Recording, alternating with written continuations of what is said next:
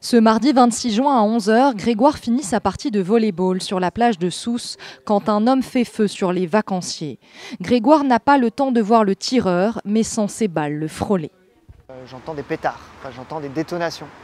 Je me retourne et je regarde la plage qui est juste à côté, qui est la plage de l'hôtel Riu, là où vraiment il y a le massacre. Et voilà, il n'y a pas 3 secondes que les prochaines détonations commencent à partir. Et là, c'est des balles qui sifflent tout de suite dans notre direction. Et on comprend immédiatement. Il n'y a pas besoin de réflexion, tout le monde disparaît à partir de ce moment-là. Je me rappelle regarder les gens se lever et courir pour fuir la plage. J'ai senti clairement des balles passer à ma droite, des balles passer à ma gauche, au-dessus, partout. J'ai l'impression qu'on m'a jeté un seau d'eau à la figure et que j'ai pas été mouillé. Et j'ai tout de suite pensé à ma copine qui était dans le coin et que j'étais en train de chercher. Je balaye mon regard vers la gauche, vers la droite, je la cherche.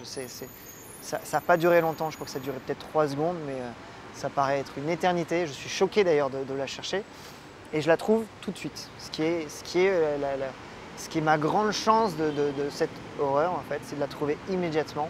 Grégoire et sa petite amie fuient cette scène de terreur et cherchent alors un refuge. On se cache dans les cuisines du restaurant des plages. On est caché tout près en fait de là où ça se passe. On réagit que c'est pas une bonne idée et on ressort, on emprunte un petit chemin pour se cacher vers le premier accès à l'hôtel, qui n'est pas du tout l'accueil principal, qui est une petite entrée. Ça continue à tirer, on comprend clairement qu'il y a un massacre. Je n'arrivais plus à respirer du tout, quoi, comme quand on sort d'une apnée sous l'eau. J'avais jamais ressenti la peur. Après 50 minutes d'horreur, le terroriste est abattu. Il a fait 38 morts. À Sousse, la vie va pourtant reprendre immédiatement son cours.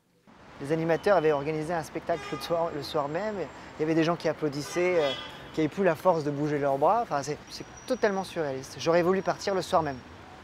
Ouais, j'ai vécu quelque chose d'un peu trop difficile après. Depuis son retour en France, Grégoire est suivi par un psychothérapeute qu'il voit 2 fois par semaine. Ses nuits sont chaotiques, sa reprise du travail compliquée. Pourtant, il aimerait pouvoir retourner en vacances en Tunisie, un pays qu'il a le sentiment d'avoir abandonné.